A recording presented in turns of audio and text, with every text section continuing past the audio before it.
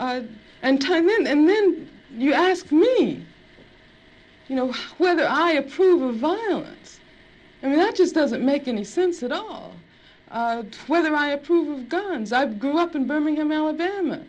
Uh, some very, very good friends of mine were killed by bombs that were planted by racists. I remember from the time I was very small, I remember the sounds of bombs exploding across the street, our house shaking.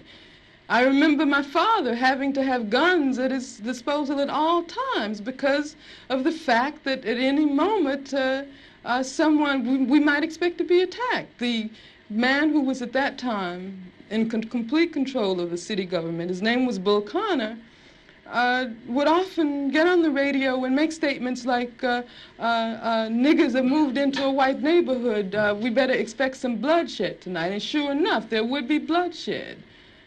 After the 4 young girls who lived, one of them lived next door to me. I was very good friends with the sister of another one. My sister was very good friends with all 3 of them. My mother taught one of them in her class. My mother, in fact, when the bombing occurred, one of the mothers of one of the young girls called my mother and said, can you take me down to the church to pick up Carol? We heard about the bombing, and I don't have my car. And they went down, and what did they find? They found limbs and heads strewn all over the place.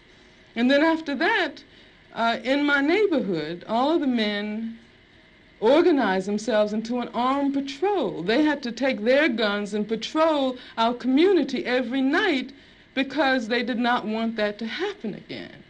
I mean, that's why when someone asks me about violence,